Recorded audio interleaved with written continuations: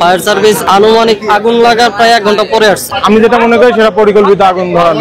আগুন এখনো চলছে, কয়েক হাজার কোটি টাকা ক্ষয় করতে হবে। যদি আরেকটা সিসিটিভি ফুটেজে যদি দেখা যায় যে কিভাবে এটা আগুনটা লাগলো, কই থেকে লাগলো, যারা কালকে ডিউটি অবস্থা ছিল, যারা কালকে ডিউটিতে ছিল, প্রত্যেকজনকে আপনারা ধরেন। প্রথমে লাগছে আপনার ওই যে পাশে 3 নাম্বার গেটে, ওইখান থেকে শুরু করে আস্তে আস্তে আস্তে আস্তে তারপরে 2 নাম্বার গেটে আসছে। এখানে হচ্ছে ওই গার্মেন্টস এর যে এক্সপোর্টের মাল থাকে এখানে, এরপরে এইখান থেকে আস্তে আস্তে এই কেমিক্যালের মধ্যে। আগুনটা তো প্রথমে এত বড় করে ছড়ায় না, যখন আগুনটা ছোট ছিল বা অল্প জায়গার ভিতর ছিল, তখন যদি ফায়ার সার্ভিস টিম ইউনিট, যখন ডিসপোজাল ইউনিট যদি সঠিকভাবে।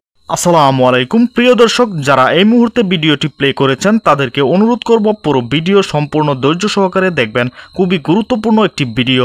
দর্শক, সারা দেশে এখন একটি বিষয় নিয়ে আলোচনা হচ্ছে, কেন মাত্র 5 দিনে এরকম বড় ধরনের অগ্নিকাণ্ডের ঘটনা ঘটে গেল, কিন্তু এখনও কোনো তদন্তের আলামত পাওয়া যায়নি।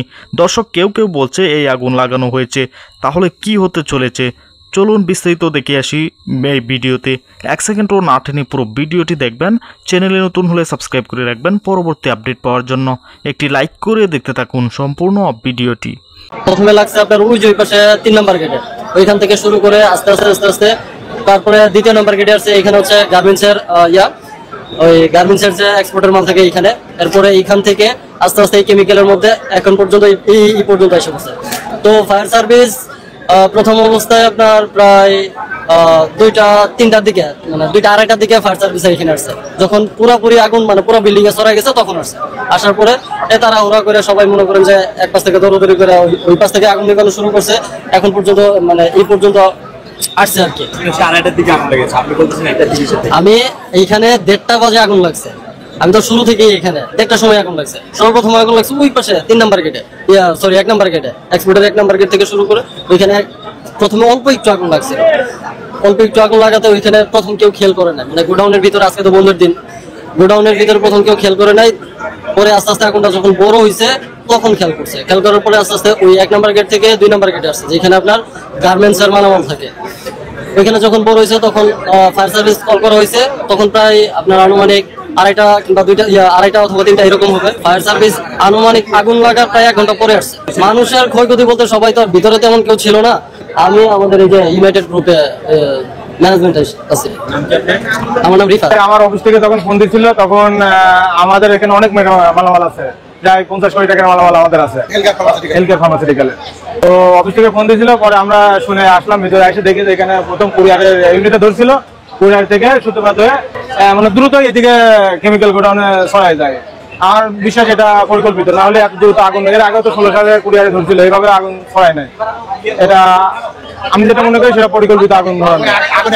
আমি সিএনডি কমার্শিয়ালে হেলথকেয়ার ফার্মাসিউটিক্যাল। আজকে ছুটির দিন না হলে হয়তো আরো হতাহত হতো, অনেক হয়তো মানুষ ক্ষয়ক্ষতি হতো, মানুষ মারা যেতে পারতো। কিন্তু এমনিতে আজকে বন্ধের কারণে শুক্র শনিতে গভর্নমেন্ট ছুটি, অল্প পরিসরে খোলা থাকে, যার কারণে ক্ষয়ক্ষতি হয়তো মানুষ মরে নাই, কিন্তু শুধু পণ্যের উপর দিয়ে গেছে। আপনারা কি মনে করেন এটা কোনো পরিকল্পনা কিনা? আমার মনে হয়, আমার বিশ্বাস এটা পরিকল্পিত, কারণ এইভাবে আগুন ছড়ানোর কথা না। কারণ কুরিয়ার গোডাউন থেকে কেমিক্যাল গোডাউন অনেক দূরে, এটা এত দ্রুত আগুন ছড়ানোর কথা না। আমার বিশ্বাস এটা পরিকল্পিত। বন্ধের দিনে কেন হয়ে গেল? হ্যাঁ, এটা বন্ধের দিনে কেন হলো, এটা আমার সবারই প্রশ্ন একই, বন্ধের দিনে কেন হলো? ওরা অন্য দিনে হলে তো এত ভাবে দ্রুত ছড়াইতো না, মানুষজন ছিল। এখানে তো আগুন অনেক কিছু আছে, ফায়ার সার্ভিসের অনেক যন্ত্রপাতিও আছে ভিতরে।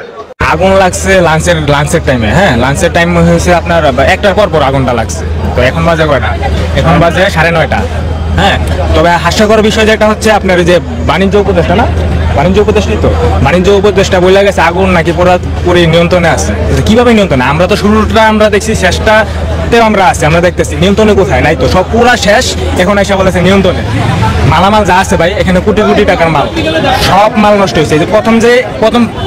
প্রথম চান্সে আগুনটা লাগছে এই সাইড থেকে, কুরিয়ার গেট থেকে আগুনটা লাগছে। তখন যদি যে ফায়ার সার্ভিস, এই যে বাইরে ফায়ার সার্ভিস বাদ দিয়ে রানওয়েতে কিন্তু ভাই 3 থেকে 4টা ফায়ার সার্ভিসের গাড়ি অলওয়েজ থাকে, এটা আপনারা জানেন। কারণ বিমান ল্যান্ড করলে একটা ফায়ার সার্ভিসের গাড়ি ওই জায়গাতে ইনস্ট্যান্ট থাকে। ওরা কি করছে? ওরা কোনো উদ্যোগ নেয় নাই। প্রথম চান্সে ওরা কোনো উদ্যোগ নেয় নাই, নিলে আগুনটা বড় হইতো না। আর বড় যেহেতু হয়ে গেছে, ফায়ার সার্ভিসের গাড়িগুলো বাইরে আটকানোর কি দরকার ছিল? ওরা গায়ে আটকায় দিছে, একটাই কারণ জানতে চাইলে বলে যে পারমিশন লাগবে, ডিসি পারমিশন, যারা সিনিয়র কর্মকর্তা যারা আছে তাদের পারমিশন লাগবে। হ্যাঁ, এদিকে পারমিশনের জন্য গাড়িগুলো আটকে আছে, আর এদিকে সব পুড়ে গেছে। যদি এমনটা হইতো, শুরুটা হয়েছে কুরিয়ার গেট থেকে। বান্ডেল থাকলে প্রতি সিনেমানিতে টাকা বাঁচবে।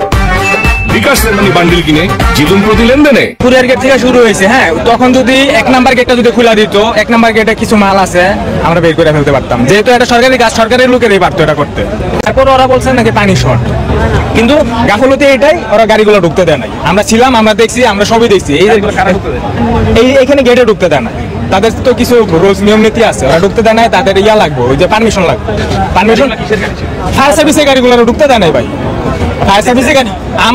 আমরা দেখছি, এখনো দেখতেছি। এই যে বাণিজ্য উপদেষ্টা বলে গেছে আগুন নাকি নিয়ন্ত্রণে, এটা তো দেখলাম কি নিয়ন্ত্রণে। এই যে আপনারা দেখেন, আগুনটা তো প্রথমে এত বড় করে ছড়ায় নাই, যখন আগুনটা ছোট ছিল বা অল্প জায়গার ভিতর ছিল, তখন যদি ফায়ার সার্ভিস টিম ইউনিট, যখন ডিসপোজাল ইউনিট যদি সঠিকভাবে কাজ করতো এবং সঠিক সময় আসতো এবং 8 নাম্বার গেট থেকে ঢুইকা বিমান মাঠে যাওয়া, ওইখানে যদি আগুন নিয়ন্ত্রণ করার চেষ্টা করতো, তাহলে অবশ্যই 100% এটা নিয়ন্ত্রণ করা পসিবল ছিল।